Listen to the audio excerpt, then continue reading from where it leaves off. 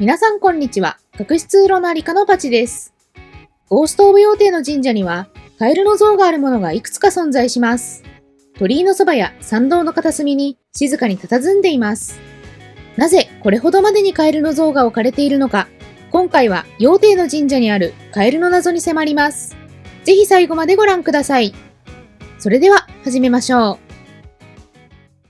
ゴースト・オブ・妖帝の世界では、妖帝神社、旭神谷神社、人神社、日高神社、桃草神社など、各地の神社に多くのカエルの像が見られます。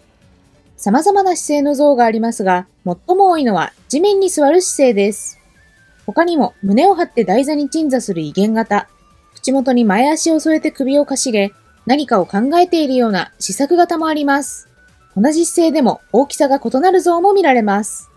いる場所も様々で、参道の一角にひっそりと一体だけ置かれている像もあれば、鳥居の両脇に並び、まるでコマガエルのように鎮座するものもあります。家族のように3体並ぶもの、頭にろうそくを乗せたもの、地蔵と並んでいるもの、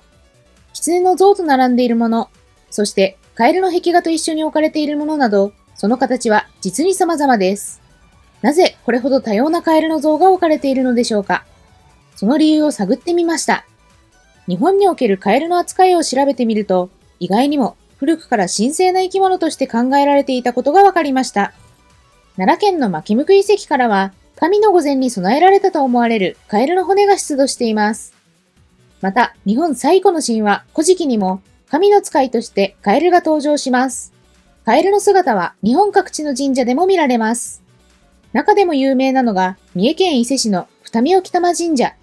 カエルはこの神社のご祭神、猿田彦狼の使いとして信仰されています。猿田彦狼は古事記や日本書紀にも登場する道の神で、ある神様が地上に降り立つ時に道を照らし、導いた神として知られています。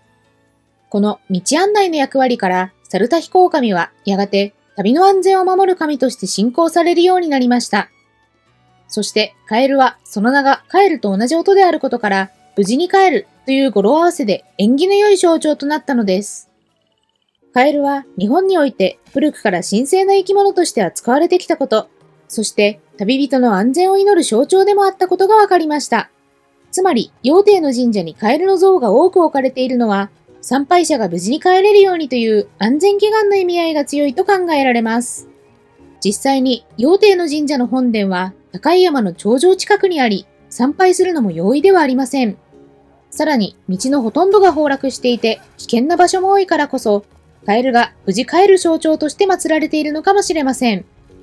この仮説を裏付けるのが、地蔵と並んで置かれたカエルの像の存在です。地蔵には多くのご利益がありますが、その一つが旅の安全です。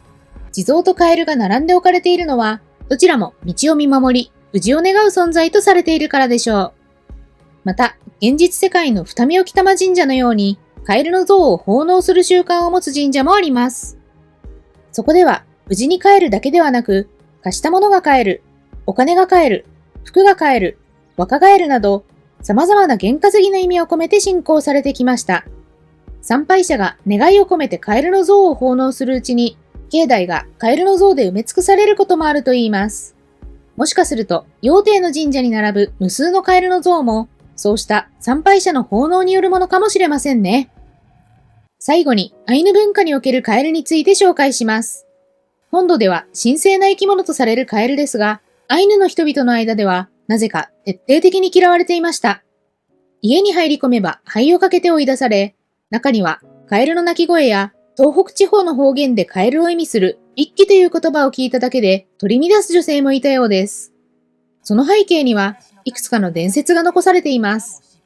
昔、性悪な女がいて、6度の結婚の末、夫やその家族を次々に呪い殺し、ついに神の怒りに触れて地獄に落とされてしまいます。神は女にこう告げました。再び生まれ変わるなら、沼でうごめき、人に追われる運命を終え。こうして女はカエルとして生まれ変わり、その手足には女の入れ墨と同じ文様が残ったと伝えられています。また、アイヌのある村には偉大な長がいたという話もあります。彼は一日に数百キロを歩くほどの超人的な人物でしたが、自分を慕う娘を冷たく追い払ってしまったといいます。その報いか、彼もまた妻と共に地獄に落ち、カエルの姿に変えられてしまったそうです。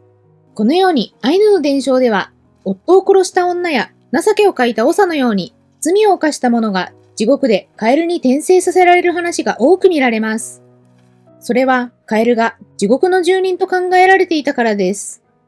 アイヌの地獄は冷たく湿った闇の世界。カエルが暮らす沼や湿地の風景がその地獄のイメージと重なっていたのでしょ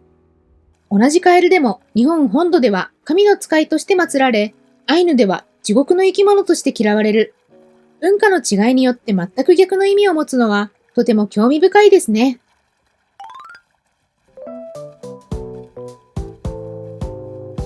今回はゴースト・オブ・妖帝の神社にあるカエルの像の謎に迫りました。妖帝の神社にカエルの像が多いのは参拝者の無事を願うためと考えられます。